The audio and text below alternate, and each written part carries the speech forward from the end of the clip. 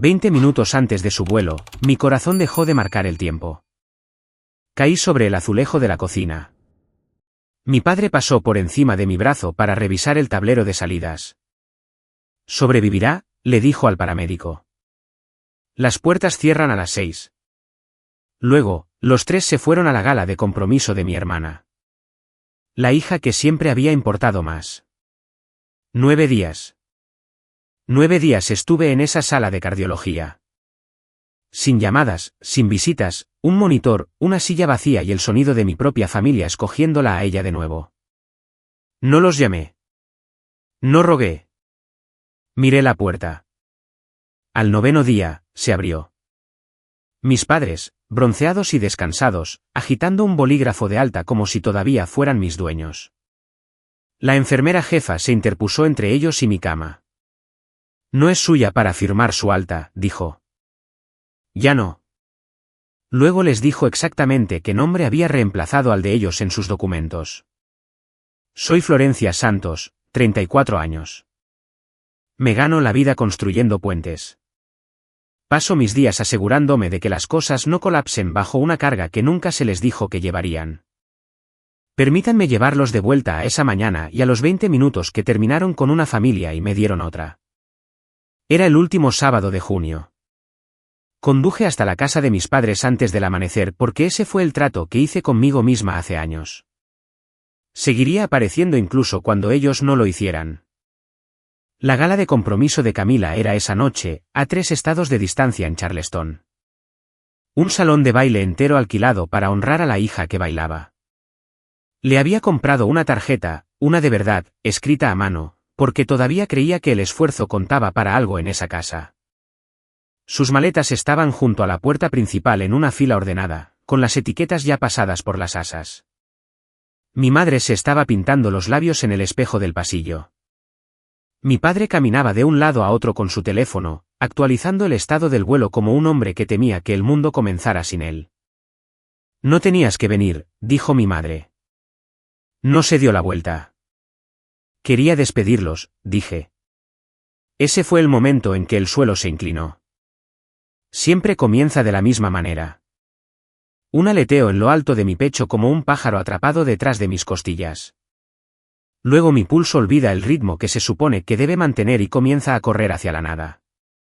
La cocina se volvió brillante, luego estrecha, luego gris en los bordes.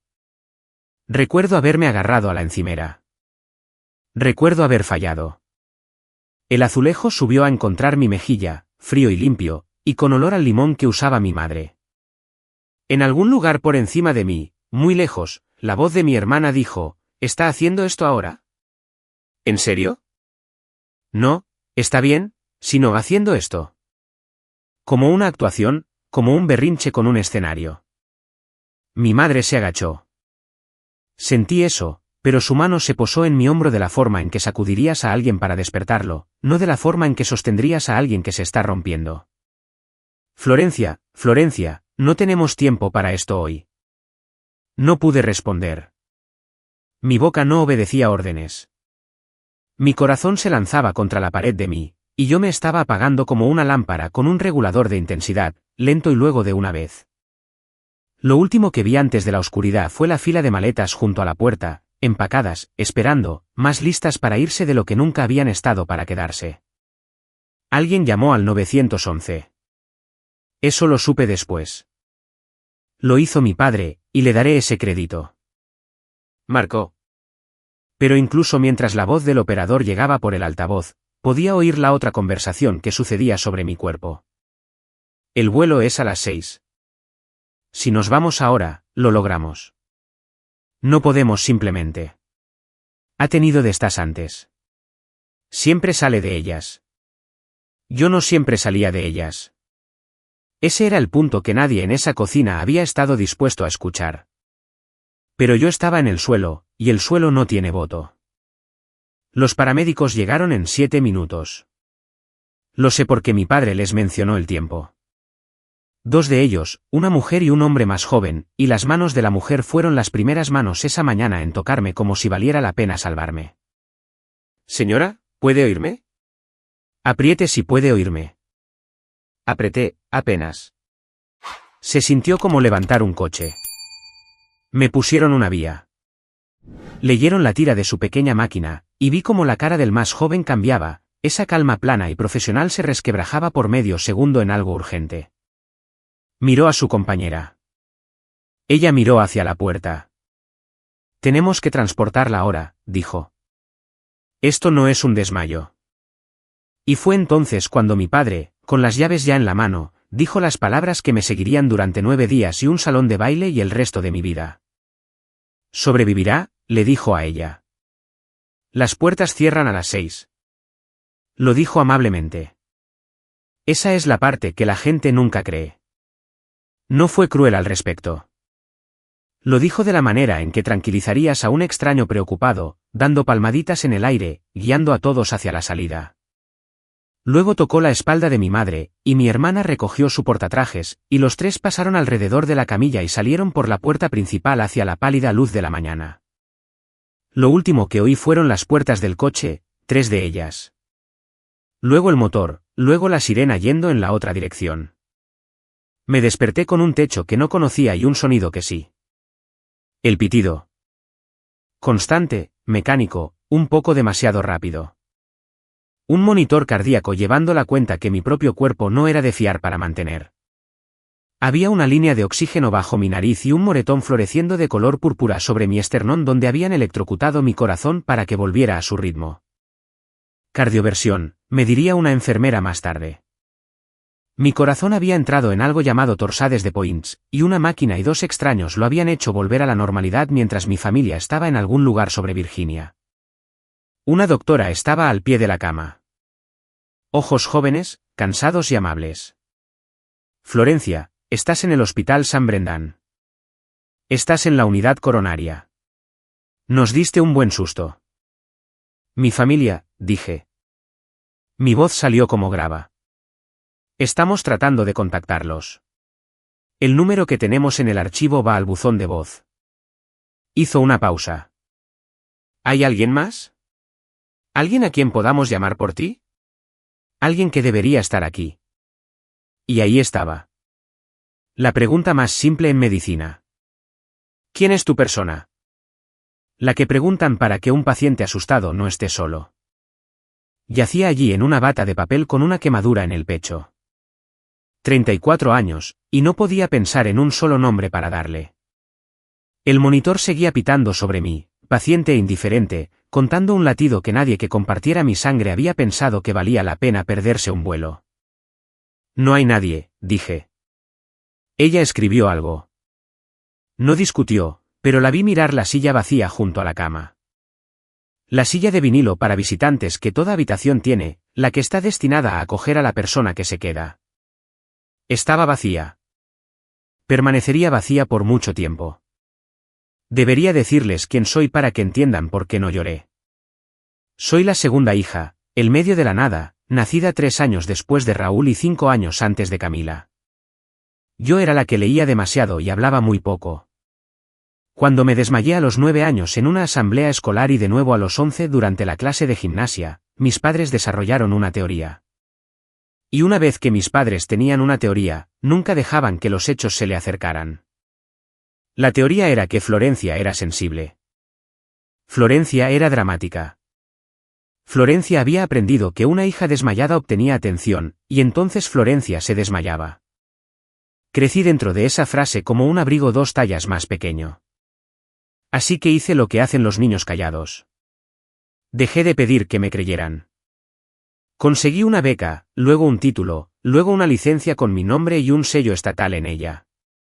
Aprendí a calcular exactamente cuánto peso puede soportar una estructura antes de fallar, lo cual es algo extraño para una mujer cuya propia familia nunca calculó los números sobre ella. No lloré en esa cama de hospital porque llorar en mi familia siempre había sido la prueba A. La prueba de la actuación. Me había entrenado para no hacerlo, de la misma manera que te entrenas para no cojear.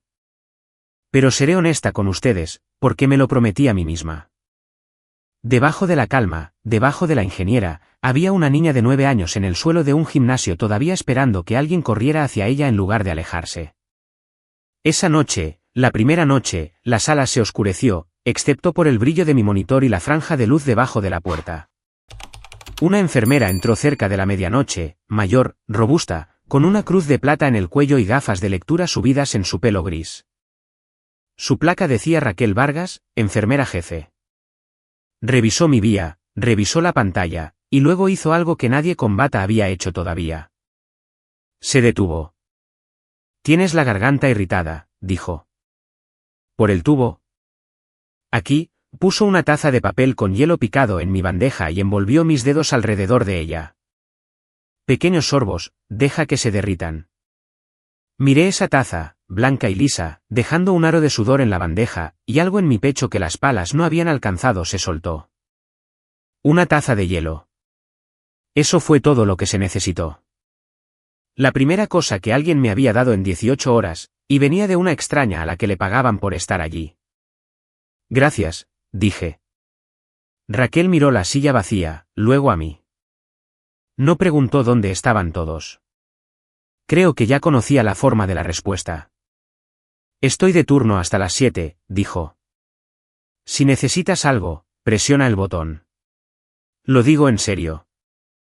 Luego se fue, y yo me quedé en la oscuridad sosteniendo mi taza que se derretía, y no llamé a mis padres. Quiero que entiendan que eso fue una elección. Tenía mi teléfono. Podría haber llamado. Una parte de mí todavía quería hacerlo. De la manera en que quieres presionar un moretón. No lo hice. En cambio, miré la puerta y esperé a ver quién, si es que alguien, entraría por ella. Esto es lo que estaba en juego, y necesito que lo vean claramente, porque era más que una factura de hospital. Tenía 34 años, y mi corazón era un problema que nadie me había dejado resolver. Lo que sea que estuviera mal con él había estado mal durante 25 años, y cada año que no había sido tratado era un año que quizás no recuperaría. Esa es la parte médica. La que tiene un número. Pero había otra pérdida, más difícil de detallar. Durante toda mi vida, había sostenido una creencia con ambas manos. Que si alguna vez se ponía lo suficientemente mal, realmente mal, de vida o muerte, ellos vendrían. Que la teoría de la sensibilidad tenía un límite. Que en algún lugar debajo de las miradas de reojo había una línea que no cruzarían. Acababa de verlos pasar por encima de ella, literalmente, por encima de mi brazo real en el suelo real. Si no se quedaban por esto, no había esto por el que se quedarían. Y una persona puede sobrevivir a mucho. Pero no estoy segura de que alguien sobreviva al aprender que es y siempre ha sido opcional. Mi teléfono vibró en la bandeja. Todo mi cuerpo se iluminó con una esperanza por la que me odié a mí misma. Era el chat grupal de la familia, no una llamada, no un mensaje para mí. El grupo. Se cargó una foto. Camila con un vestido color champán bajo un candelabro, a media risa. Un diamante captando la luz. El pie de foto de mi madre debajo. Nuestra chica. ¡Qué noche! Muy orgullosa. 3 corazones. 19 horas desde que caí al suelo. Ninguno de ellos había escrito mi nombre. Puse el teléfono boca abajo. Lo volví a levantar. Lo dejé de nuevo. Luego apareció una burbuja. Esta solo para mí, de mi madre. Me alegro de que estés bien. Camila estuvo radiante esta noche. Deberías haberla visto. Aterrizamos en unos días. Descansa. Besos y abrazos. Lo leí una vez. Lo leí 2 veces. Más despacio, de la manera en que leerías un contrato buscando la cláusula trampa. Me alegro de que estés bien. Ella no sabía si yo estaba bien. Nadie había llamado al hospital. Estaba contenta de la manera en que te alegras de que el tiempo haya aguantado. Una suposición, no un hecho, porque la alternativa habría sido un inconveniente para el viaje. Camila estuvo radiante. Mi hermana brillaba bajo un candelabro mientras una máquina contaba los latidos de mi corazón en la oscuridad. Y el instinto de mi madre, su primerísimo instinto con su hija hospitalizada, fue venderme el espectáculo que me había perdido. Descansa, como si me hubiera quedado en casa con un resfriado. Empecé a escribir. Llegué hasta casi muero en el suelo de tu cocina y te subiste al avión. Lo miré, luego lo borré letra por letra hasta que la caja estuvo vacía de nuevo porque ya sabía cómo iba esa conversación. La había tenido 100 veces en formas más pequeñas. Enviaría la verdad y ellos me responderían que lo estaba haciendo sobre mí, siendo dramática, arruinando la noche de Camila desde un hospital a 3 estados de distancia. Encontrarían una manera de ser la parte perjudicada. Siempre lo hacían. Así que no envié nada. En cambio, me quedé allí y dejé que un viejo recuerdo aflorara. Un papel que había firmado hacía 6 años. En un momento, había estado demasiado rota para pensar mucho en ello. Un formulario y un nombre que había escrito en el espacio en blanco donde me habían preguntado quién debería hablar por mí si yo no podía hablar por mí misma. No había pensado en ese formulario en años. Pensé en él ahora. Todavía no sabía que era lo más importante que firmaría en mi vida. Solo sabía que cuando me preguntaron quién era mi persona, le dije a la doctora que no había nadie. Me había equivocado en eso. Simplemente no lo recordaba todavía. La mañana llegó, gris y lenta. Raquel volvió a las 7 como prometió, y trajo una taza de hielo fresca sin que se la pidieran. ¿Dormiste?, dijo. Algo. No me creyó, y me dejó ver que no lo hacía, lo cual fue de alguna manera más amable que fingir. Estaba ordenando la bandeja cuando se detuvo sobre la silla vacía. Había trabajado en esa planta durante 30 años, me diría más tarde. Podía leer una habitación por sus visitantes. Una habitación con demasiados significaba una familia grande y ruidosa deshilachándose en los bordes. Una habitación con los correctos significaba amor que se presentaba. Y una habitación como la mía, una mujer con un paro cardíaco un sábado. Nadie en el mostrador preguntando por ella. Un teléfono que se iluminaba con una gala y nunca con un estamos en camino. Eso contaba su propia historia. ¿Tu gente sabe que estás aquí?, preguntó. Ligera, cuidadosa. Lo saben, dije. La boca de Raquel hizo un gesto pequeño y complicado. Enderezó la manta sobre mis pies. Bueno, dijo, me tienes a mí, y tienes a la doctora Linares que vendrá a verte esta mañana. Y entre tú y yo, es el mejor par de manos en este edificio. Ha estado en tu expediente desde anoche. No pensé nada de eso entonces. ¿En mi expediente? Los doctores leen expedientes. Ese es el trabajo. No sabía que una mujer con las mejores manos del edificio había pasado la noche leyendo 25 años de mi historial y había encontrado, enterrado en las páginas más antiguas, un agujero con la forma exacta de la verdad. La doctora Linares entró a las 9 con un portátil bajo el brazo y una quietud que hacía que la habitación se sintiera seria. Se presentó, electrofisióloga, lo que explicó que significaba que se especializaba en el sistema eléctrico del corazón, su sincronización, su ritmo.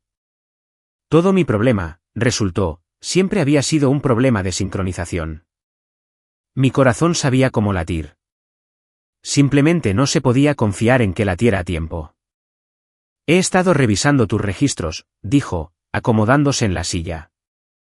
La vacía, finalmente ocupada, aunque no por alguien de mi familia. Florencia, quiero preguntarte algo, y quiero que pienses cuidadosamente antes de responder. De acuerdo. Cuando te dijeron por primera vez que había algo mal con tu corazón. Abrí la boca para decir nunca.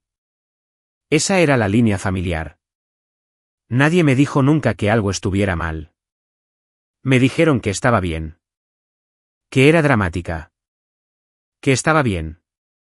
Pero la doctora Linares me observaba la cara con una atención a la que no estaba acostumbrada. Y algo en su pregunta tenía un fondo, un peso, como si ya supiera la respuesta y solo estuviera comprobando si yo la sabía. Dijeron que era sensible, dije lentamente. Me desmayé de niña. Me llevaron a un médico una vez, creo, cuando era pequeña, y luego simplemente nunca volvimos. La doctora Linares giró su portátil para que pudiera ver la pantalla. Esa es la parte de la que quiero hablar, dijo. Porque según tu propio expediente, alguien señaló esto cuando tenías 9 años. El monitor pitaba sobre nosotros, constante y un poco demasiado rápido, contando el tiempo que había perdido. Y luego dijo suavemente, El expediente simplemente se detiene. El expediente simplemente se detiene. Esas 4 palabras hicieron algo en la habitación. Miré la pantalla que había girado hacia mí, y allí estaba en la fuente gris y plana de un registro médico. Una entrada del año en que tenía 9 años.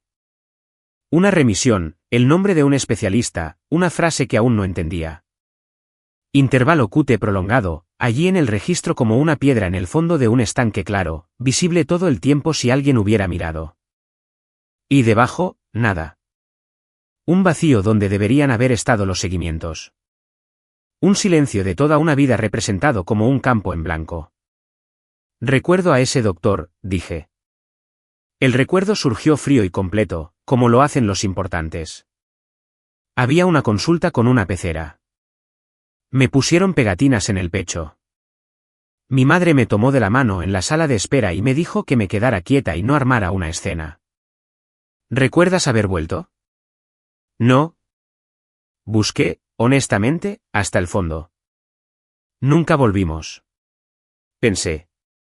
Siempre pensé que significaba que no había nada por lo que volver. Que me revisaron y estaba bien y que los desmayos era solo yo siendo yo. La doctora Linares guardó silencio por un momento. Cuando habló, eligió sus palabras como una persona caminando sobre hielo. Florencia, no quiero adelantarme al registro. He solicitado tu expediente completo de cardiología pediátrica del archivo, las páginas reales, no solo el resumen. Debería estar aquí mañana. Cerró el portátil. Pero necesito que sepas algo ahora para que puedas descansar esta noche entendiéndolo. Lo que tienes es una condición real, física y peligrosa. No es sensibilidad. Nunca lo fue. Y no desaparece porque alguien decida no mirarlo. Me quedé muy quieta. 25 años. 25 años de ser la niña que inventaba cosas. Y la prueba de que no lo había hecho había estado en un archivo todo el tiempo. A una solicitud de distancia de cualquiera que se hubiera molestado en pedirla. ¿Quién? Comencé y me detuve y me obligué a terminar. ¿Quién decidió no mirarlo? La doctora Linares se levantó, se metió el portátil bajo el brazo y me dio la única respuesta honesta que tenía. Eso, dijo, es lo que nos va a decir el resto del expediente. Necesito detenerme aquí por un segundo porque si eres como yo, tienes el pecho apretado en este momento, y quiero que respires.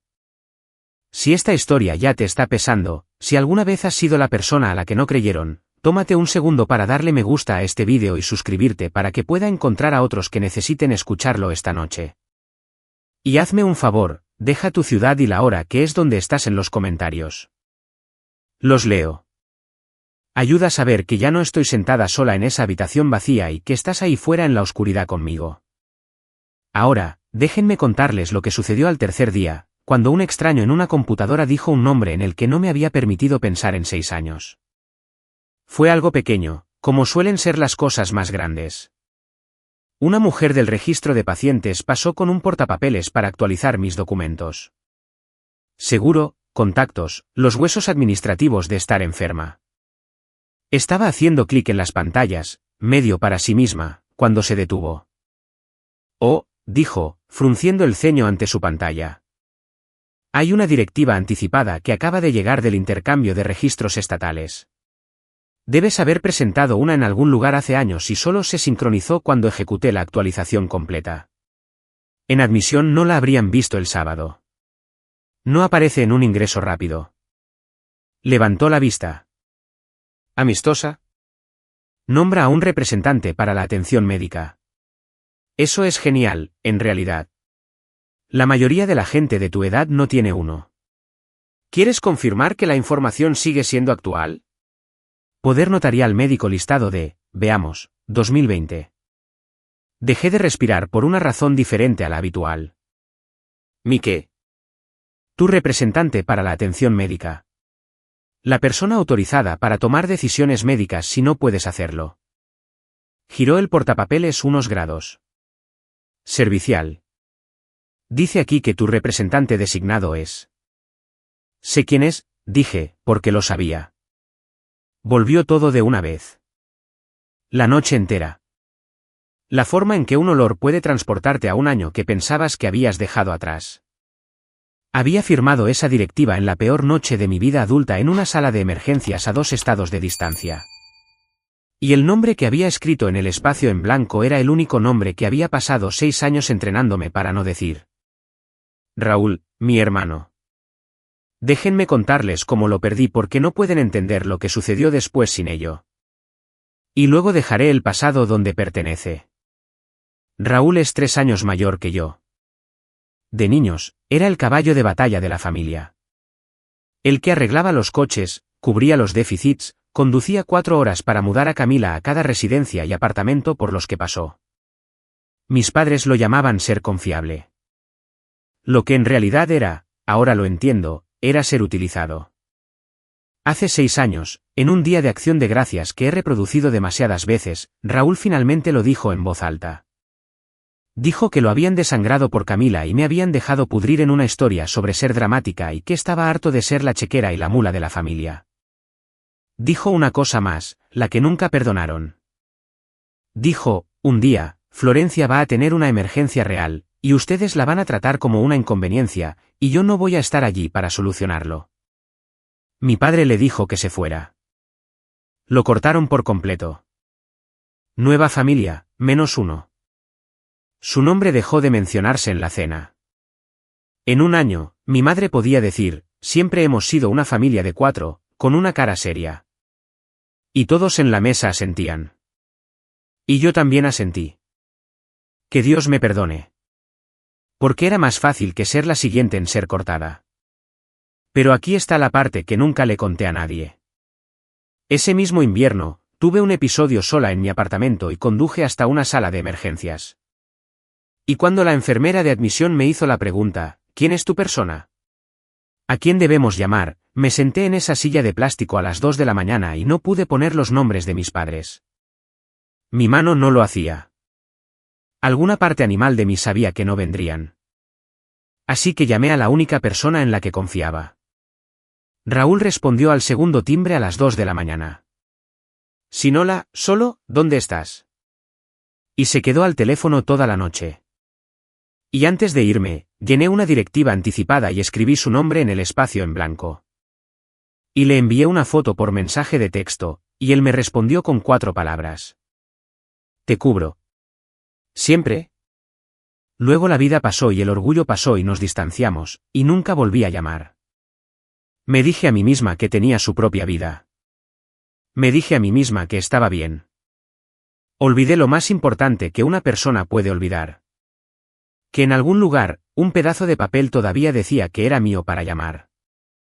Encontré el viejo mensaje de voz al 4.º día. No sé qué me hizo desplazarme tan atrás. Las noches en un hospital hacen cosas extrañas a tus pulgares, pero allí estaba, de un martes de hace 2 años. 31 segundos de duración. Nunca devuelto. Me lo puse al oído. Hola, soy yo. Yo, Una larga respiración, tráfico detrás de él. Vi que es tu cumpleaños. No voy a hacer esto raro. Solo quería que supieras que pienso en ti. Y si alguna vez estás en problemas de verdad, todavía tienes mi número y todavía funciona, y todavía vendré. Eso es todo. Ese es todo el mensaje. Bueno. Adiós, Flor. Nadie me llamaba Flor más que él. Me quedé en la oscuridad y lo escuché 4 veces. Y a la 5ª, hice lo que debería haber hecho hace 2 años. Le devolví la llamada. Sonó una vez. Estuvo allí en 90 minutos. Lo oí antes de verlo. Botas en el pasillo, demasiado pesadas para una enfermera. Y luego su voz en el mostrador, baja y urgente. Y luego Raquel diciendo algo de vuelta. Y luego la puerta. Raúl la llenó de la misma manera que había llenado todos los umbrales de mi infancia. Más grande de lo que recordaba. Más canoso. Una chaqueta de trabajo con el nombre de su empresa cosido sobre el bolsillo. Mecánica Santos. Porque por supuesto que había construido algo con sus propias manos mientras la familia que lo descartó alquilaba salones de baile. Se detuvo cuando me vio. Me vio de verdad. La bata, los electrodos, el moretón, la quemadura. Flor, dijo, y su voz se quebró en una sílaba. Viniste, dije. Era todo lo que tenía. ¿Llamaste? Cruzó la habitación en 3 pasos y tomó la silla. La vacía, la que no había albergado a nadie durante 4 días. Y no me abrazó por los cables. Así que simplemente puso su mano grande y áspera sobre mi antebrazo, con cuidado de la vía, y la dejó allí. Habría venido hace 6 años, dijo. ¿Lo sabes? Nunca me fui a ninguna parte. He estado a 90 minutos por la carretera todo el tiempo, dirigiendo un negocio, esperando un teléfono que nunca sonó. Miró el monitor, el número en él, y su mandíbula se tensó. Se fueron, ¿verdad? Para lo de Camila. Te dejaron así. No respondí. No tuve que hacerlo. Raúl cerró los ojos. Cuando los abrió, había algo en su cara que no había visto en 6 años y no sabía qué anhelaba. Alguien finalmente estaba furioso en mi nombre. Hablamos hasta pasada la medianoche, los dos, en la penumbra con el monitor marcando el tiempo. No todo fue pesado. Eso es lo que nadie te dice sobre el duelo y el reencuentro, como dejan espacio para las bromas más tontas.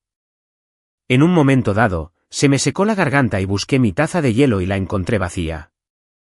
Y antes de que pudiera presionar el botón, Raúl se levantó. Todavía no puedes mantenerte con hielo, ¿eh? Dijo, y tomó la taza, y oí como la máquina del pasillo soltaba una nueva ración. ¿Te acordaste del hielo? Recuerdo todo sobre las malas noches, Flor. Ese es todo mi problema. Puso la taza llena en mi mano y envolvió mis dedos alrededor de ella como lo había hecho Raquel. Y me di cuenta de que las 2 personas que habían hecho ese gesto en 9 días eran una enfermera que conocía desde hacía 4 días y un hermano al que había desechado hacía 6 años. Ni uno de los 3 que compartían mi apellido y mi sangre. Deberías dormir, dijo. Deberías irte a casa. No voy a ninguna parte. Se acomodó de nuevo en la silla como un hombre plantando una bandera. ¿Me llamaste? Eso significa que estás atrapada conmigo. Ese es el trato. Siempre fue el trato. Dormí esa noche por primera vez desde el suelo de la cocina. Cuando desperté al amanecer, Raúl todavía estaba en la silla, con el cuello en un ángulo terrible, roncando suavemente, una mano todavía descansando en la barandilla de mi cama. La silla ya no estaba vacía. No lo había estado en toda la noche. La doctora Linares entró a media mañana con una carpeta, no un portátil esta vez. Una carpeta, una de verdad, de Manila, con las esquinas suavizadas por la edad, gruesa con el tipo de papel que los hospitales solían usar.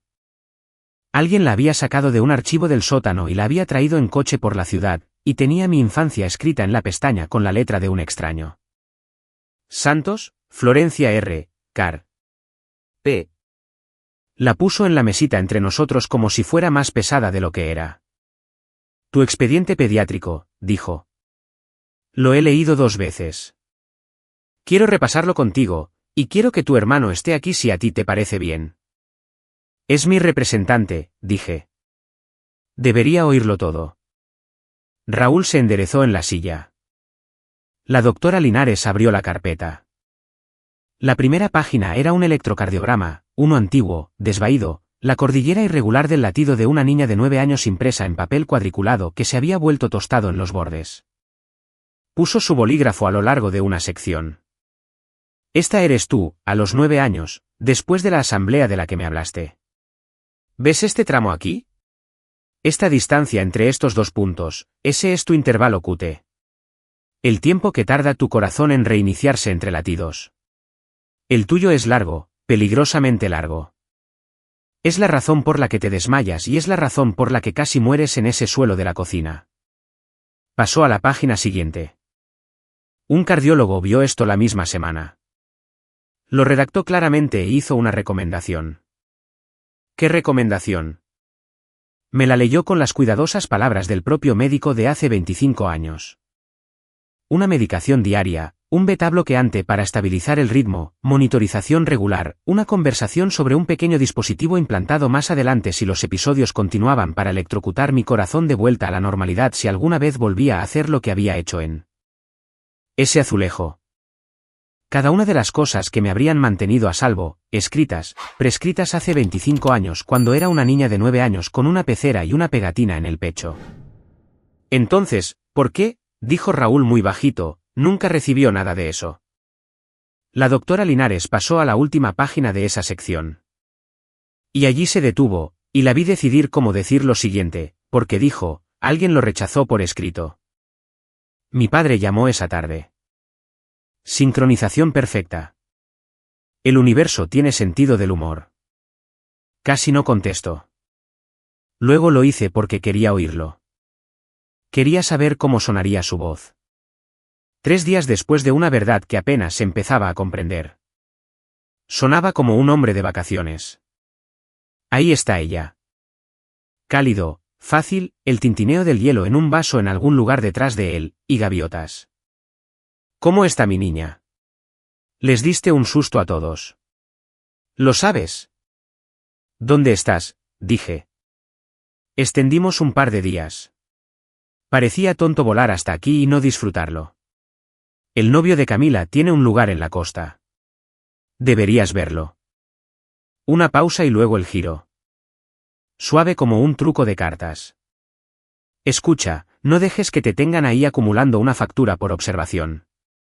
Ya sabes cómo son los hospitales. Volveremos en unos días. Iré a buscarte. Estarás en casa para la cena. No hagas un drama de esto. ¿De acuerdo? Siempre te ha gustado el alboroto. Ahí estaba. Siempre te ha gustado el alboroto. Detrás de él, débilmente, oí la voz de mi madre llamar algo y la risa de mi hermana y el portazo de una puerta mosquitera. Todo el mundo brillante que tenía una puerta mosquitera y una factura que yo no estaba acumulando y una hija a la que vendrían a buscar cuando les conviniera, a su conveniencia, como un abrigo dejado en la tintorería. Unos días, dije. Así es. Descansa, pequeña. Y se fue. De vuelta al agua antes de que pudiera decidir si decirle que había una carpeta de Manila en mi mesita con la letra de su esposa en ella. Decidí no hacerlo. Algunas cosas no se dicen por teléfono. Algunas cosas se dicen en una habitación con testigos cuando la persona no puede colgar. Esa noche, Camila publicó el álbum de la gala. 41 fotos. Miré cada una de ellas porque, al parecer, soy una persona que presiona el moretón después de todo. Camila y el prometido. Camila y el pastel. Camila a medio giro en la pista de baile. El vestido un borrón de oro. Mi padre radiante al borde del encuadre como un hombre que había ganado algo. Y luego, cerca del final, un retrato familiar. Los 4 dispuestos junto a un arco de floristería. Mi madre, mi padre, Camila y el prometido de Camila. El pie de foto decía, mi corazón entero, todo en un solo lugar. Su corazón entero, todo en un solo lugar. Y entendí, mirando esa foto desde una sala de cardiología con una quemadura en el pecho, que en la historia que mi familia contaba sobre sí misma, yo no era una pieza faltante. Ya me habían recortado, limpiamente, sin sangre. Simplemente habían enmarcado la foto para que yo nunca estuviera en ella. Puse el teléfono boca abajo y no lo volví a levantar. Esa noche, me gustaría decirles que fui fuerte todo el tiempo. No lo fui. Esa noche, la duda vino a por mí como siempre viene. A las 3 de la mañana, con el rostro de la razón. Así que hay un formulario antiguo, dijo. ¿Y qué? Tiene 25 años. Está amarillento. ¿A quién le va a importar un pedazo de papel de cuando tenías 9 años? Tus padres son gente respetable con una casa bonita y una hija que baila. Tú eres la que está en la bata casi psiquiátrica que llamó a un hermano distanciado en medio de la noche. ¿Qué historia crees que va a creer una habitación llena de extraños? ¿La de ellos o la tuya? Ellos siempre ganan, dijo la voz. Siempre han ganado. Escribieron tu historia antes de que pudieras hablar.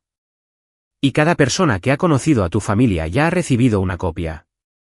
No puedes ganarles una discusión a personas que decidieron la verdad sobre ti antes de que existieras. Simplemente vete a casa cuando aterricen. Acepta el viaje. Mantén la paz. Es más fácil. Me quedé allí y dejé que me afectara, y sentí que la vieja pequeñez volvía a subir a mi pecho y se instalaba. Luego, desde la silla, sin abrir los ojos, Raúl dijo, puedo oírte pensar. Para allá. Estás haciendo esa cosa, dijo, sentándose, frotándose la cara. La cosa de las 3 de la mañana en la que te convences a ti misma de ser pequeña. Lo sé porque yo también lo hago. Vale. Es un formulario antiguo, Raúl. No cambia nada. Tienes razón. Se inclinó hacia adelante, con los antebrazos sobre las rodillas. El formulario antiguo no cambia ni una sola cosa de lo que le pasó a la niña de 9 años que eras. Eso ya está hecho. Eso ya está robado. Su voz bajó. Pero sigues mirando hacia atrás a ese formulario como si fuera el punto principal. No lo es. Escúchame. El formulario es evidencia del pasado. Pero firmaste un papel diferente hace 6 años, y ese no es sobre el pasado. ¿De qué estás hablando? La directiva, Flor. Lo dijo despacio para que calara. Me hiciste tu representante para la atención médica. Eso no es un recuerdo. Eso está activo. Ahora mismo, esta noche, legalmente, yo decido, no ellos. Lo que sea que piensen que va a pasar cuando aterricen, el viaje que sea que piensen que te van a dar, pasa por mí. Y no te devolveré a personas que pasaron por encima de tu cuerpo para tomar un vuelo. La voz de las 3 de la mañana se cayó por completo. Había pasado toda mi vida creyendo que no tenía poder en esa familia. Que mi historia estaba fijada, notariada, distribuida, y era cierto sobre el pasado. Pero Raúl estaba señalando algo que el pasado no podía tocar. Un espacio en blanco que había llenado en la peor noche de mi vida y que había estado manteniendo la línea en silencio durante 6 años mientras yo lo olvidaba. Ahora, dijo Raúl, duerme un poco porque mañana vas a leer lo que mamá firmó con tus propios ojos, y vas a necesitar estar firme para ello. Tenía razón en que necesitaba estar firme. No lo estuve, no lo suficiente. La doctora Linares vino a la mañana siguiente, y esta vez no me leyó la última página. Giró la carpeta y la puso en mi bandeja, y me dejó leerla yo misma. Era un formulario estándar, o lo había sido en 2001. Rechazo de tratamiento recomendado. Una cuadrícula de casillas y espacios en blanco, la arquitectura burocrática de una elección, y todo el futuro de una niña de 9 años se había decidido en el espacio de unos pocos trazos de bolígrafo. Había una casilla marcada que rechazaba la medicación. Había una casilla marcada que rechazaba el seguimiento posterior. Y en la parte inferior, en los 2 espacios reservados para padre o tutor, había 2 firmas. La de mi padre, rápida y tajante, la misma firma que había estado en cada boletín de notas y permiso de mi vida, y la de mi madre, encima de una línea de su propia letra. Una nota que el formulario invitaba pero no requería, en su cuidadosa y redondeada cursiva que habría reconocido en cualquier lugar.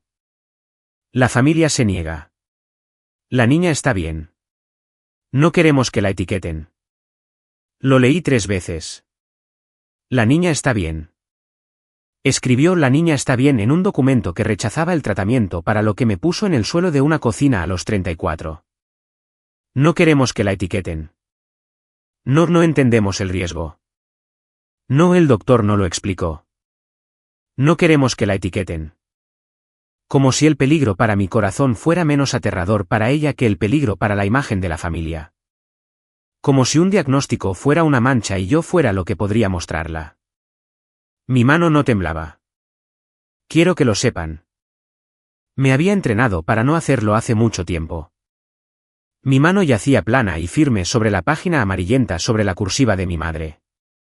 Y fue el momento más quieto, más frío y más despierto que había estado en mi vida. 25 años había llevado la palabra dramática como un diagnóstico. Aquí estaba el diagnóstico real. Y aquí, en bucles de tinta azul, estaba la razón por la que nunca se me había permitido tenerlo. Sobrevivirá. Lo oí entonces, la voz de mi padre desde la cocina 3 días atrás. Y por primera vez, La oí correctamente. Había pensado, yaciendo en ese azulejo, que el sobrevivirá era algo cruel que dijo con prisa, una mala decisión en un mal momento. No fue un momento. Fue una política. Fue la misma decisión que mi madre había tomado en cursiva cuando yo tenía 9 años, y mi padre había tomado con un trazo de su bolígrafo, y ambos habían tomado cada vez que caía al suelo durante 25 años. Sobrevivirá. Siempre sobrevive. No mires demasiado de cerca. No digas la palabra. No pierdas el vuelo. No dejes que la etiqueten. Sobrevivirá. Habían estado diciendo sobrevivirá toda mi vida. Simplemente nunca lo había visto por escrito antes. Cerré la carpeta. Puse mi mano plana sobre ella. Esa cubierta de manila suave y vieja. Y miré a Raúl, y miré a la doctora Linares, y dije la cosa más verdadera que había dicho en 9 días. Lo sabían. Siempre lo supieron. Sí, dijo la doctora Linares en voz baja. Lo sabían. Quiero que hagan algo por mí aquí antes de contarles lo que vino después. Ya han visto la carpeta. Saben lo que hay en ella, así que quiero que adivinen. Adivinen de verdad antes de que les muestre lo que creen que hicieron mis padres cuando un hospital finalmente puso esa carpeta en una mesa frente a ellos. ¿Creen que se derrumbaron? ¿Creen que pidieron perdón? Comenten su predicción ahora porque les prometo que la mayoría de la gente se equivoca y quiero ver quién lo acertó, porque yo tampoco lo acerté. Todavía pensaba, una parte blanda de mí, que el papel sería suficiente para avergonzarlos. No fue vergüenza lo que esa carpeta despertó en ellos. Fue algo completamente diferente. Raquel me encontró con la carpeta todavía bajo mi mano una hora después. Leyó la habitación en unos 4 segundos como leía cada habitación. Revisó mi vía, miró la pestaña de la carpeta, y algo en su rostro se asentó en una resolución profesional que había llegado a reconocer como lo que había debajo de su amabilidad. ¿Has revisado ese expediente?, dijo. No era una pregunta. Mis padres renunciaron a mi tratamiento cuando tenía 9 años, dije. Mi voz salió plana y clara. Y luego se subieron a un avión mientras yo sufría un paro cardíaco en el suelo de su cocina. Raquel dejó la taza de hielo que había traído. Acercó la silla. Raúl había salido para llamar a su taller, y ella se sentó, y por un momento no era una enfermera y yo no era una paciente. Solo éramos 2 mujeres mirando un pedazo de papel. Llevo 30 años haciendo esto, dijo. He visto a muchas familias en su peor momento, y quiero decirte algo porque creo que te han entrenado para no saberlo. Golpeó la carpeta una vez. Lo que hay ahí dentro no es una familia siendo difícil. Lo que hay ahí dentro tiene un nombre, y este hospital tiene una persona cuyo trabajo entero es ese nombre. ¿Qué nombre? Negligencia, dijo Raquel. De un adulto vulnerable y de un niño antes de eso.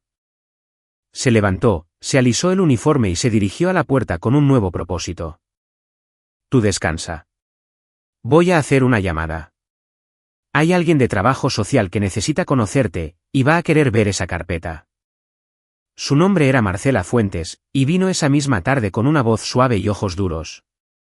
Y lo cambió todo al explicar algo que yo ya tenía. Se sentó en la silla. Escuchó toda la historia sin parecer sorprendida ni una vez, lo que me dijo que había oído versiones de ella antes. Luego pidió ver la directiva, la de 2020, la que tenía el nombre de Raúl. La leyó. Leyó la carpeta pediátrica. Las puso una al lado de la otra en la bandeja, pasado y presente, la herida y el arma. Florencia, dijo, quiero asegurarme de que entiendes tu propia situación porque no creo que nadie lo haya hecho nunca. Así que déjame ser muy clara en palabras sencillas. Puso un dedo sobre la directiva. Este documento significa que, en lo que respecta a tu atención médica, tus padres no son tus responsables de tomar decisiones. No lo han sido durante 6 años. La persona que nombraste, tu hermano, está legalmente, plenamente, por delante de ellos.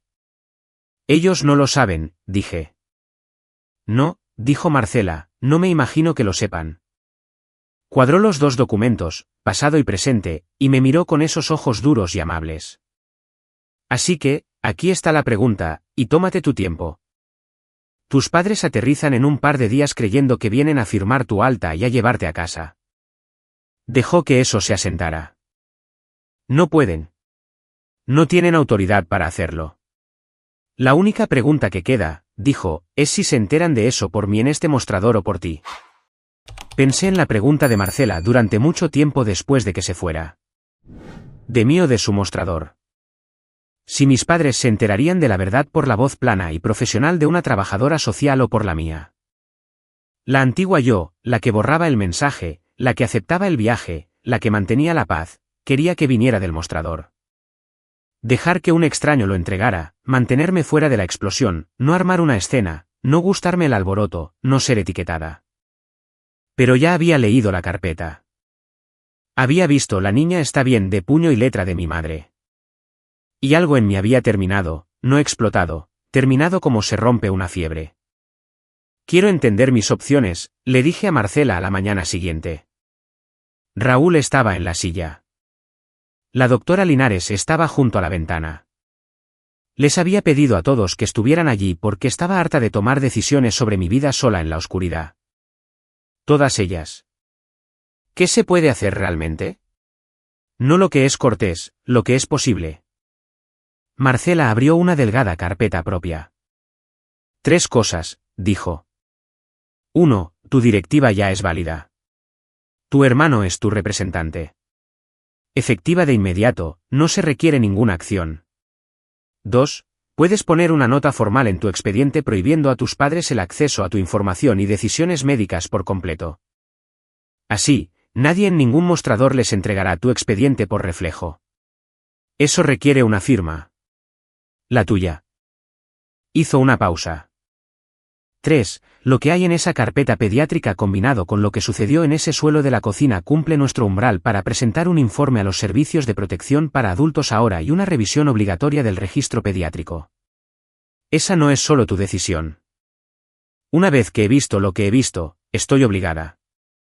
¿Obligada? Repetí. Florencia, un médico recomendó un tratamiento para una niña. Un padre lo rechazó por escrito y luego dejó que la condición no se tratara durante 25 años hasta una emergencia de adulto de la que se marcharon. Su voz no se alzó. No tenía por qué hacerlo. No puedo saber eso. La pregunta nunca fue si esto se investiga. Lo único que controlas es si estás detrás de ello o si te atropella. Miré los 2 documentos en la bandeja, la herida y el arma. Estoy detrás de ello, dije. Raúl condujo a casa esa noche para dormir en una cama de verdad y ducharse, y antes de irse, me dijo lo que no había preguntado porque creo que se dio cuenta de que necesitaba oírlo en voz alta. ¿Alguna vez te has preguntado por qué lo guardé? Dijo, con la chaqueta a medio poner, una mano en el marco de la puerta. El poder notarial. 6 años sin contacto, sin comunicación. Podría haberte dicho que buscaras a otra persona. Nunca lo hice. Me lo he preguntado, admití. Esa noche de 2020, en urgencias, estabas tan asustada, Flor, y te esforzabas tanto por no demostrarlo, haciendo esa cosa plana que haces. Miró al suelo. Te quedaste dormida sobre las 4. Y me senté allí y me hice una promesa. Dije, pase lo que pase en esta familia, hagan lo que me hagan, voy a ser el único nombre en el papel de esa chica. Para que no importara lo mal que se pusiera, no importara quién se fuera, siempre habría una puerta en el mundo que se abriera para ella. Me miró a los ojos. No iba a romper esa promesa solo porque dejaste de llamar. Una promesa que le haces a alguien dormido es el único tipo que realmente cuenta. Luego se fue, y yo me quedé en la oscuridad sosteniendo la taza de hielo que había llenado antes de irse. Y entendí que durante 6 años, mientras creía que no tenía a nadie, me había equivocado. Había habido una puerta todo el tiempo. Simplemente había olvidado que la había construido. Esa noche, con la carpeta en mi bandeja y la promesa de Raúl todavía en la habitación, hice algo que nunca me había permitido hacer. Conté. No las noches buenas, las otras. El patrón que me habían dicho durante 25 años que no existía. Ahora que tenía el diagnóstico en una carpeta, los recuerdos se alinearon como si hubieran estado esperando un nombre. Y vi que cada vez me descartaban de una manera diferente, como si mi familia siguiera cambiando la excusa. Para que ninguna por sí sola pareciera una mentira. A los 11 años, el suelo del gimnasio. Desperté con toda la clase mirándome y el entrenador arrodillado sobre mí. Y las primeras palabras de mi madre cuando llegó no fueron para mí. Fueron para el entrenador.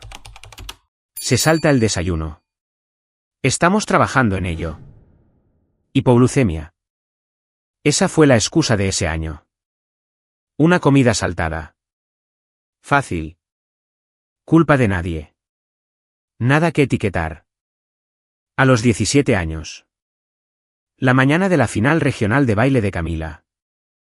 Me desmayé en el pasillo y me golpeé la cabeza contra la barandilla, y mi padre pasó por encima de la sangre para mantener a mi hermana en su horario.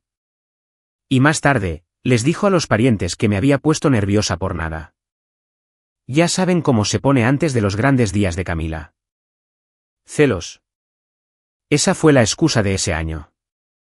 Aparentemente, me desmayé de envidia. A los 28 años. La sala de emergencias de 2020, la noche que llamé a Raúl. Ese año, la excusa fue la mejor de todas. La que les permitió deshacerse de los dos a la vez. Yo era inestable. Había metido a Raúl en mi drama. Éramos dos personas difíciles alimentándonos mutuamente. Fragilidad mental. Firme aquí. Distancia lograda.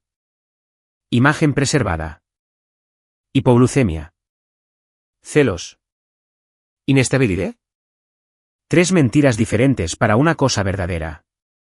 Y la verdad había estado en una carpeta de Manila todo el tiempo, impresa en papel cuadriculado, prescrita por un médico con una pecera, rechazada por 2 firmas.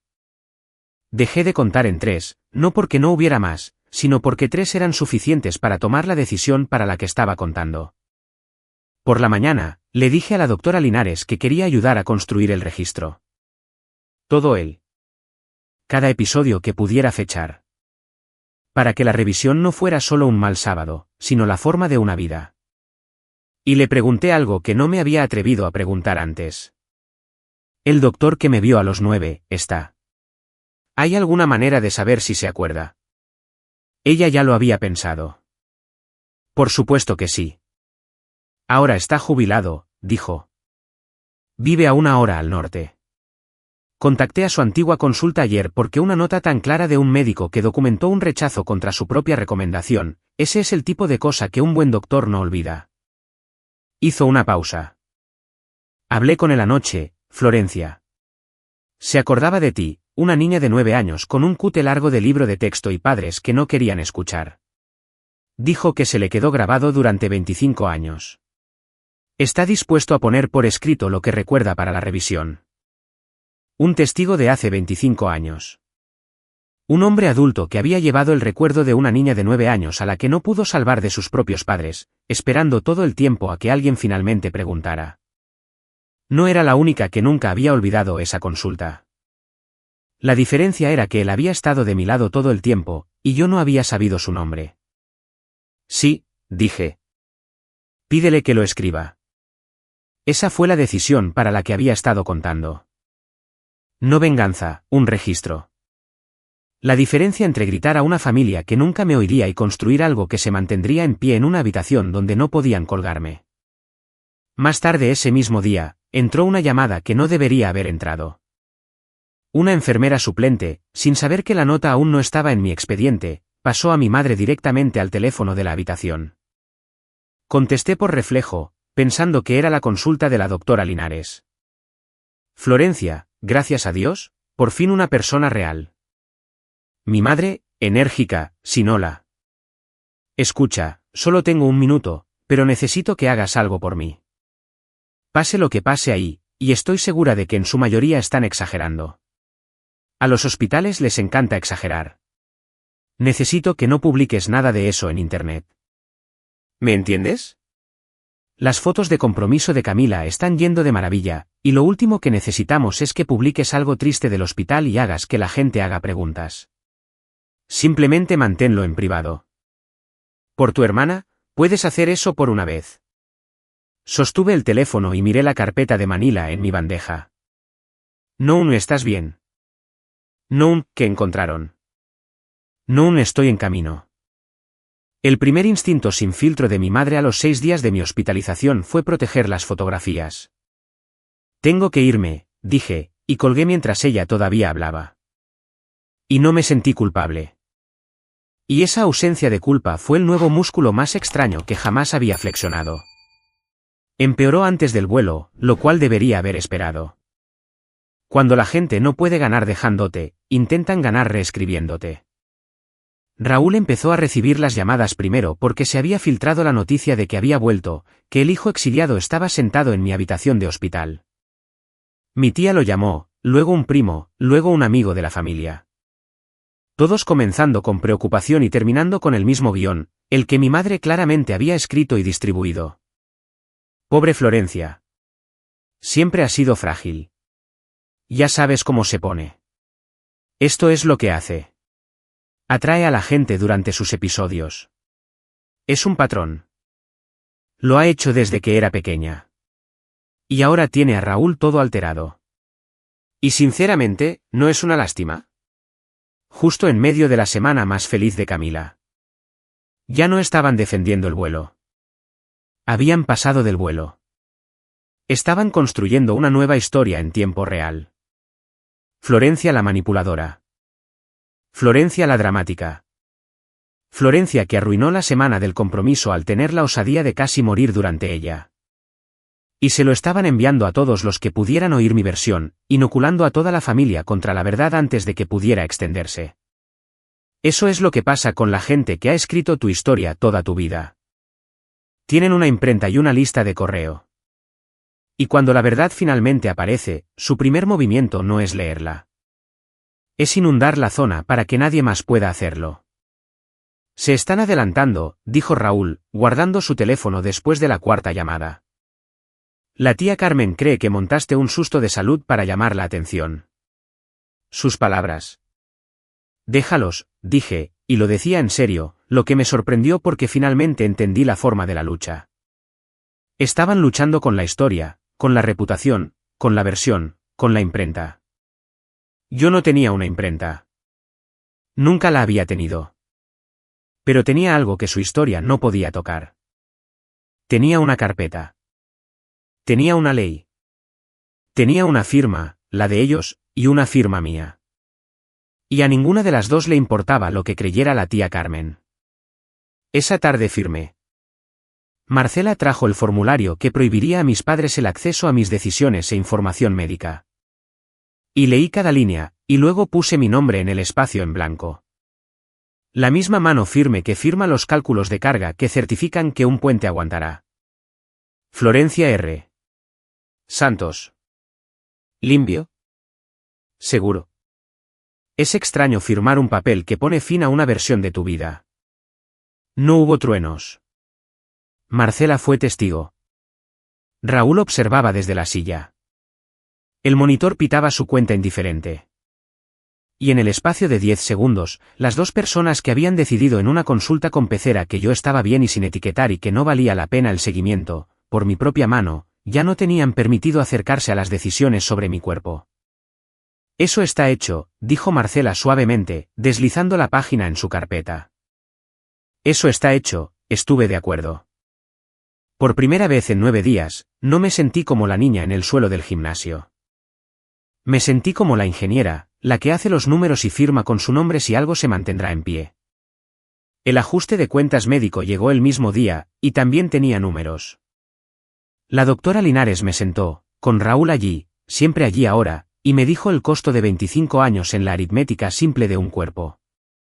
Si te hubieran tratado a los 9 años, dijo, un beta bloqueante diario, algo de monitoreo, probablemente habrías vivido una vida completamente normal.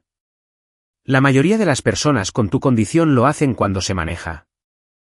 Giró el monitor hacia mí, el mismo gesto que con el portátil el primer día, y señaló el número que había estado brillando sobre mi cabeza durante 9 días. Este es tu QT corregido. Este número es la razón por la que todavía estás en una cama. Manejado a tiempo, es una nota al pie. Ignorado durante un cuarto de siglo a través de tantos episodios. No terminó la frase con drama. La terminó con un plan. Necesitas la medicación ahora. Y dado lo que hizo tu corazón en ese suelo de la cocina, estoy recomendando un desfibrilador implantado. Un pequeño dispositivo aquí, bajo la clavícula. Si tu ritmo se va de nuevo como se fue, te electrocuta de vuelta antes de que nadie tenga que estar allí para hacerlo. Una máquina bajo mi propia piel para hacer lo único que mi familia nunca haría. Quedarse, atraparme, no salir de la habitación. Hágalo, dije. Lo programaremos para cuando estés estable. Unos días más. Hizo una nota, luego me miró por encima de sus gafas. Florencia, quiero que escuches el otro lado de ese número. Cada día que no fuiste tratada es un día que no puedo devolverte. Pero cada día en adelante, tú decides. Ese número se maneja. Obtienes una vida normal. El pasado está fijado. El futuro no. Esa es la única buena noticia en cardiología, pero es real. El pasado está fijado. El futuro no. Raúl había dicho lo mismo con otras palabras a las 3 de la mañana. Empezaba a creer a la gente que seguía diciéndolo. Hubo una noche buena en medio de todo, y quiero que la tengan porque ambos nos la ganamos.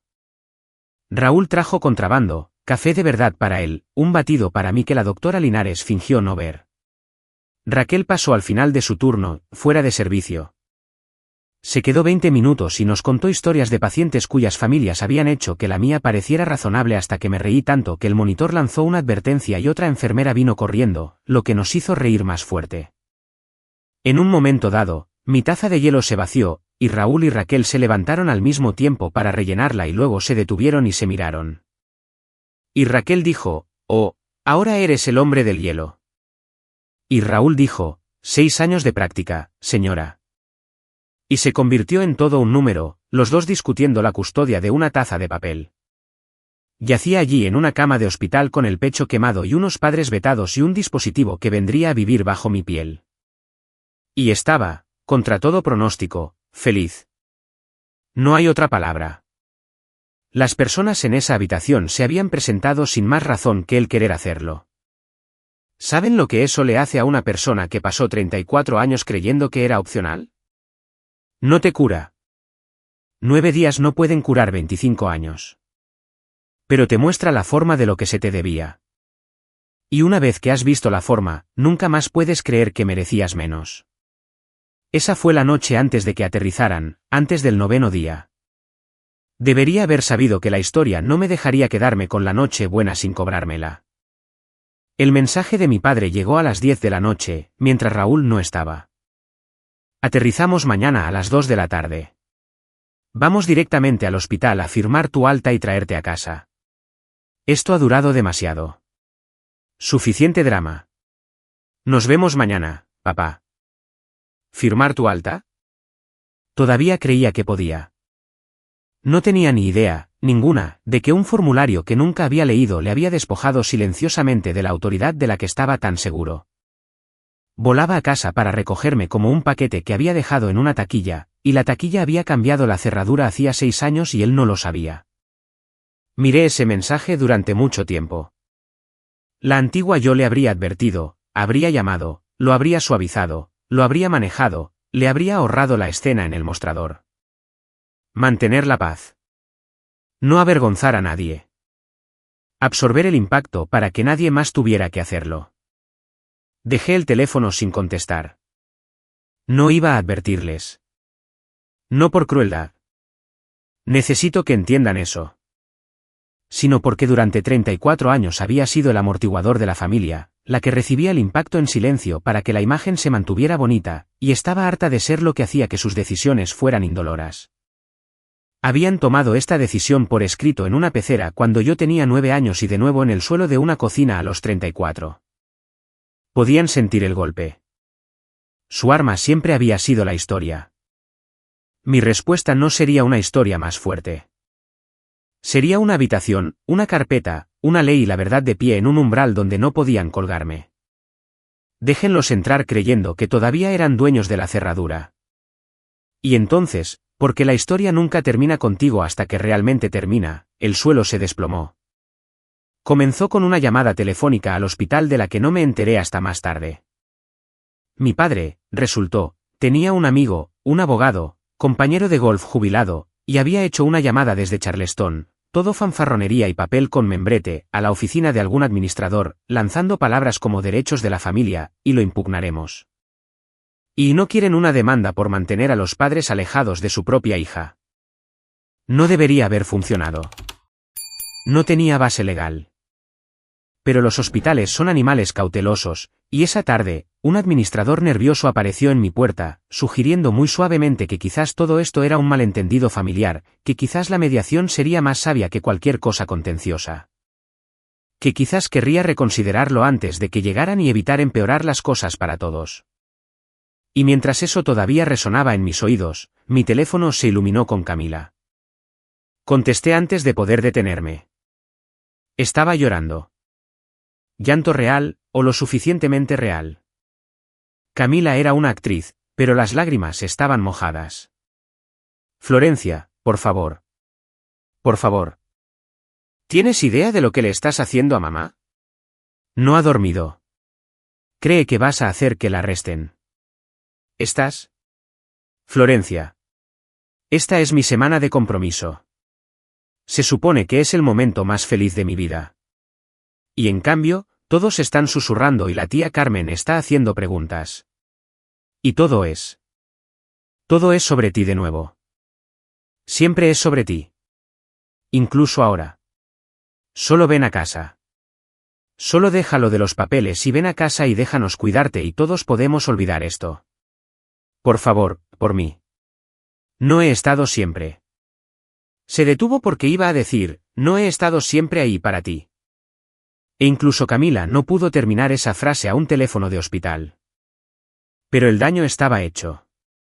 El administrador en la puerta, la fanfarronería del abogado, la lista de correo de la tía Carmen, mi madre sin dormir, mi hermana sollozando que todo era sobre mí de nuevo. Toda la máquina tarareando su vieja y familiar melodía, y que Dios me ayude. A los 9 días, agotada, quemada, sola en ese momento con la taza de hielo convertida en agua en mi bandeja, sentí que la vieja pequeñez subía de nuevo por mi garganta. Quizás era más fácil. Quizás lo estaba empeorando para todos. Quizás debería simplemente aceptar el viaje. Me senté en la oscuridad con el teléfono contra mi oído y mi hermana llorando en él. Y por un largo y terrible minuto, casi me rindo. Raúl regresó a una habitación que estaba demasiado silenciosa. Me miró una vez, con el teléfono todavía en mi mano, la voz de Camila finalmente desaparecida, la sugerencia de mediación del administrador todavía flotando en el aire, y no preguntó qué había pasado. Acercó la silla hasta la barandilla y dijo, dime quién te afectó. Así que se lo conté, el amigo abogado, el administrador nervioso, la tía Carmen. Camila llorando que todo era sobre mí de nuevo. Y lo que más odiaba, que casi había dicho que sí, que una vieja y cansada parte de mí de 9 años había buscado el viaje a casa solo para que el ruido se detuviera. Raúl escuchó todo. Luego hizo algo que no esperaba. Se rió, no con crueldad, sino con una especie de reconocimiento cansado. Por supuesto que lo hicieron, dijo. Ese es el último cuarto, Flor. Siempre es así. No pueden ganar con los hechos, así que te inundan en el último segundo, justo cuando estás más cansada, y lo convierten en una cuestión de paz, de ser razonable, del pobre sueño de tu madre. Sacudió la cabeza. Me hicieron exactamente lo mismo hace 6 años. Justo hasta el segundo antes de que me fuera, casi me hicieron creer que era el cruel por irme. ¿Y si lo de la mediación funciona? ¿Y si lo impugnan? No pueden impugnar una directiva que firmaste con capacidad hace 6 años porque recibieron una mala llamada de un compañero de golf. Se inclinó. Pero no tienes que creerme a mí. Pregúntale a la mujer cuyo trabajo literal es este por la mañana antes de que aterricen. Marcela vino a las 8, y la doctora Linares con ella, y vi cómo el falso suelo que Raúl me había prometido que aguantaría, aguantó. El administrador se excedió, dijo Marcela, y había cero bajo la voz suave. Ya he hablado con el departamento legal y con el comité de ética. Tu directiva es válida, ejecutada con capacidad, no revocada durante 6 años.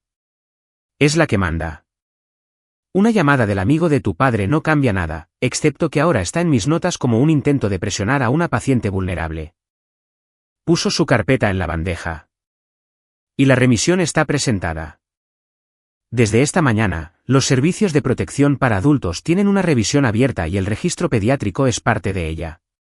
Eso no es una amenaza que esté usando contra nadie. Es un hecho que ya ocurrió. Así que cuando aterricen, dije. Cuando aterricen, tus padres llegarán creyendo que te llevan a casa. Marcela me miró fijamente. Se les dirá en el mostrador que no tienen autoridad para hacerlo. Si escalan la situación, seguridad está al tanto. No tienes que verlos en absoluto si no quieres. Esa también es tu elección. Ahora, todo lo es. Pensé en eso, en no tener que verlos, en dejar que el mostrador entregara cada palabra mientras yo me quedaba a salvo en mi habitación. Y luego pensé en la pecera y en el suelo del gimnasio y en 25 años de que hablaran de mí en lugar de hablar conmigo. No, dije. Quiero estar allí. He sido la cosa de la que han hablado a mi alrededor toda mi vida. No esta vez. Esta vez, estoy en la habitación. La doctora Linares, que apenas había dicho nada, habló desde la ventana. Entonces yo también estaré allí. Alguien debería poder responder por la medicina, para que no puedan fingir que alguna vez no estuvo claro. Yo también, dijo Raquel desde la puerta, donde había estado de pie más tiempo de lo que ninguno de nosotros se había dado cuenta. Es mi planta. Nadie firma el alta de nadie en mi planta sin pasar por mí. Miré alrededor de esa habitación. Una enfermera, una doctora, una trabajadora social y mi hermano. 4 personas unidas a mí por nada más que la elección. Todos ellos planeando interponerse en una puerta por mí. La niña de 9 años en el suelo del gimnasio finalmente dejó de esperar.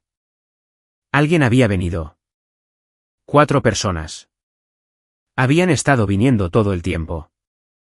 Simplemente había estado mirando la puerta equivocada. El 9º día llegó brillante y caluroso. Aterrizaron a las 2. Lo sé porque mi padre me envió un mensaje de texto que decía, aquí a las 2:47 como si yo fuera un coche que había pedido. No respondí. Me senté en la cama con una bata limpia que Raquel me había encontrado, la carpeta de Manila y los 2 documentos cuadrados en la mesita, y esperé. Y por una vez, la espera no se sintió como abandono. Se sintió como una prueba de carga. El momento en que descubres si lo que construiste aguantará. Los oí antes de verlos. Por supuesto que sí. Mi familia siempre se anunciaba. La voz de mi padre primero en el pasillo. Fuerte, genial y segura. La voz de un hombre al que nunca una institución le ha dicho que no. Venimos a recoger a nuestra hija, Florencia Santos. Solo cogeremos sus cosas y nos iremos. Los tacones de mi madre. Y debajo, más ligero, Camila, y la voz de un hombre que no conocía, baja e incómoda. Gabriel, el prometido, arrastrado a un hospital en el que no tenía nada que hacer. Llegaron en grupo por la esquina, y los vi a todos a la vez, enmarcados por la luz del pasillo, bronceados. Eso fue lo que me dejó sin aliento. Bronceados por el sol, los 3 brillando con una semana en la costa. Mi padre tenía las gafas de sol enganchadas en el cuello de su polo. Mi madre llevaba una manicura fresca. Camila lucía su anillo como un faro. Habían pasado los 9 días que estuve en esa cama bronceándose al sol, y habían entrado como si nada, como una familia que llega a recoger un paquete. Y mi padre ya tenía un bolígrafo haciendo clic en su mano, un bolígrafo de verdad, listo para firmar. Tan seguro estaba de que esto era una formalidad. Me vio. Sonrió, amplia y cálidamente. Ahí está mi niña. Dios, te ves mejor de lo que pensaba. Hizo clic con el bolígrafo. Vamos a sacarte. ¿Dónde están los papeles? Y Raquel Vargas salió de la esquina y se plantó de lleno en el umbral entre mi padre y mi cama. Señor Santos, dijo, será mejor que se detenga ahí. La sonrisa de mi padre vaciló.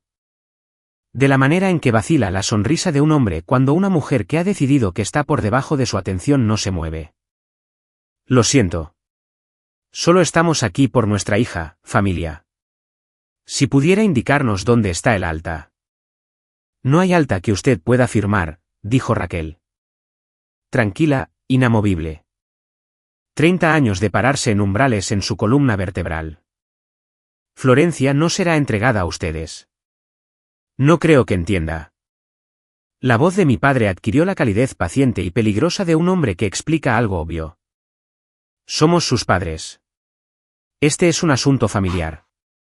Ahora, aprecio que haga su trabajo, pero va a querer llamar a su supervisor porque nos la llevamos a casa hoy. Yo soy la enfermera jefa. Yo soy la supervisora en esta planta. Raquel no parpadeó. Y entiendo la situación mejor que usted. No está autorizado a tomar ninguna decisión sobre esta paciente. No lo ha estado durante 6 años. La palabra aterrizó en la habitación como un vaso que se cae. ¿6 años? El rostro de mi madre hizo algo complicado. Camila se quedó quieta. Mi padre se rió. El ladrido incrédulo de un hombre seguro de que había habido un error administrativo. Eso es absurdo. Es nuestra hija. Hemos sido su familia toda su. Tiene un poder notarial médico válido en su expediente, dijo Raquel, nombrando a otra persona como su representante para la atención médica. Esa persona tiene plena autoridad sobre su cuidado. Ustedes no tienen ninguna. Los ojos de mi padre pasaron de Raquel a la habitación, a mí, buscando el error, buscando a la hija que lo arreglaría, que lo suavizaría, que diría, oh, papá, no te preocupes. Es todo un malentendido, y aceptaría el viaje. Le devolví la mirada y no dije nada. Dejé que el silencio fuera toda mi respuesta. Y entonces, desde la silla en la esquina donde había estado sentado todo el tiempo, en silencio, esperando, exactamente donde había prometido hace 6 años que estaría, mi hermano se levantó. Hola, papá, dijo Raúl. Nunca en mi vida he visto la cara de mi padre hacer lo que hizo entonces. Se vació. Toda la calidez, toda la certeza, toda la propiedad genial desaparecida en un instante, reemplazada por algo que nunca le había visto llevar. ¿Miedo? Raúl, susurró mi madre, como si un fantasma hubiera entrado. Como si la familia de 4 acabara de convertirse en 5 de la peor manera posible. 6 años, dijo Raúl, poniéndose al lado de Raquel. Así que llenaron el umbral juntos, el exiliado y la enfermera. Me echaste hace 6 años, me dijiste que me fuera, le dijiste a todo el mundo que yo era el problema. Inclinó la cabeza hacia mí, hacia la cama, hacia la quemadura en mi pecho visible por encima de la bata. ¿Sabes lo que hice en lugar de desaparecer? Seguí siendo su contacto de emergencia. Mantuve su poder notarial porque te lo dije. Me planté en ese comedor y te dije que un día tendría una emergencia real y la tratarías como una inconveniencia. Su voz nunca se alzó. Se volvió más silenciosa y peor. Y te subiste a un avión. Pasaste por encima de ella y te subiste a un avión. Así que no firmas nada. Yo lo hago. Yo, el hijo que enterraste. Mi padre abrió la boca. No salió nada. No puedes simplemente, comenzó mi madre. Él puede, dijo Marcela Fuentes, entrando en el umbral desde el pasillo detrás de ellos. Así que ahora estaban atrapados, por delante y por detrás. Soy la trabajadora social del hospital. La autoridad del señor Santos está legalmente documentada, y no está en cuestión. La suya sí. Dejó que eso se asentara. Y hay un segundo asunto que debemos discutir ya que están aquí. Concierne a los registros de Florencia. Fue entonces cuando la doctora Linares, en la ventana, recogió la carpeta de Manila de mi bandeja. Señora Santos, dijo la doctora Linares, y abrió la carpeta y la llevó al otro lado de la habitación y la puso en la mesa rodante para que quedara frente a mis padres bajo la luz fluorescente donde todos pudieran ver. ¿Reconoce este expediente? Mi madre no lo miró. Miró a la pared. No sé qué es eso. Es el registro de cardiología pediátrica de Florencia de cuando tenía 9 años. La doctora Linares pasó una página. Esto es un electrocardiograma que muestra una condición cardíaca peligrosa y tratable. Esta es la recomendación de un especialista para medicación y monitoreo que muy probablemente habría evitado cada colapso que su hija ha tenido desde entonces. Otra página. Y esto, se detuvo en la última página, el formulario de rechazo, las 2 firmas, la cursiva de mi madre debajo. Esto es un rechazo de ese tratamiento firmado por ambos, fechado el mismo mes. La voz de la doctora Linares se mantuvo clínica, lo que de alguna manera la hizo insoportable. Con una nota. ¿Le gustaría leer la nota, señora Santos, o lo hago yo? La habitación estaba tan silenciosa que podía oír el monitor contando los latidos de mi corazón. Mi madre no dijo nada, así que la doctora Linares lo leyó en el tono plano y neutral de una mujer que lee un expediente. La familia se niega. La niña está bien. No queremos que la etiqueten. Dejó la página. El intervalo QT corregido de su hija, dijo, tocando el monitor sobre mi cabeza, es este número. Ha sido peligroso durante 25 años. Casi muere hace 9 días exactamente de lo que este especialista les advirtió cuando tenía 9 años. No rechazaron el tratamiento porque un médico no explicó el riesgo. Lo rechazaron porque no querían que la etiquetaran. Cerró la carpeta suavemente. He sido médica durante mucho tiempo. No digo esto a menudo, pero nunca he leído 3 frases que le hayan costado más a una persona. Y ahí estaba. Lo que los derribó. No mi voz, no la de Raúl, no la ley, su propia letra bajo una luz, leída en voz alta en una habitación silenciosa por una extraña que no tenía razón para mentir. Mi padre encontró su voz, y cuando lo hizo, no era la voz de un hombre avergonzado. Esa es la parte que necesito que entiendan. La parte en la que me equivoqué hasta esa mañana. Se puso a gritar. Esto es indignante. Estaba señalando ahora, a la doctora Linares, a Marcela, a Raúl, con el bolígrafo todavía en su puño. Van a quedarse aquí. Está viva. Mírenla. Está bien. Está sentada ahí mismo. Tomamos una decisión como padres hace 25 años que pensamos que era lo mejor. Y no seré emboscado en un hospital y llamado criminal porque nuestra hija es un poco dramática y se alteró. Gerardo, dijo mi madre en voz baja. No, no lo permitiré. Siempre ha hecho esto. Siempre. Se desmaya y todos corren y ahora tiene abogados y trabajadores sociales. Está viva, ¿no es cierto? Sobrevivió. Entonces, ¿cuál es exactamente él? Fue mi voz. Silenciosa. Cortó la suya como a veces puede hacerlo algo silencioso. Todos se giraron. Miré a mi padre, bronceado y gritando y sosteniendo un bolígrafo que nunca llegaría a usar. Y dije lo que había estado cargando desde esa cocina durante 9 días. Sigues diciendo que sobrevivirá. Lo dejé en el aire. Lo dijiste en el suelo de tu cocina mientras mi corazón se paraba. Lo dijiste de tu puño y letra cuando tenía 9 años. Lo has estado diciendo toda mi vida. Y tienes razón. Le sostuve la mirada. Sobreviví. Siempre sobreviví sola. Cada vez. Eso nunca fue la misericordia que pensaste que era. Solo fue la excusa que usaste para seguir yéndote. La boca de mi padre se movió. No salió ningún sonido. Sobrevivirá, dije más suave. Nunca fue un cuidado, papá. Fue un permiso para irse. Camila estaba llorando. No la había estado mirando. Solo tenía ojos para mi padre. Pero cuando la habitación se quedó en silencio, vi a mi hermana de pie cerca de la pared, con una mano sobre la boca, el diamante en ella captando la luz, y estaba mirando la carpeta abierta sobre la mesa, las firmas, la nota. Yo no. Su voz se quebró. Ahora me estaba mirando a mí. Mirándome de verdad, de una manera que nunca lo había hecho.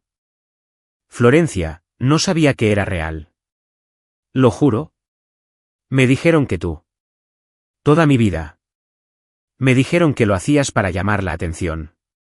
Cuando te desmayaste en mi recital, cuando te perdiste mi graduación, dijeron que estabas. Les creí.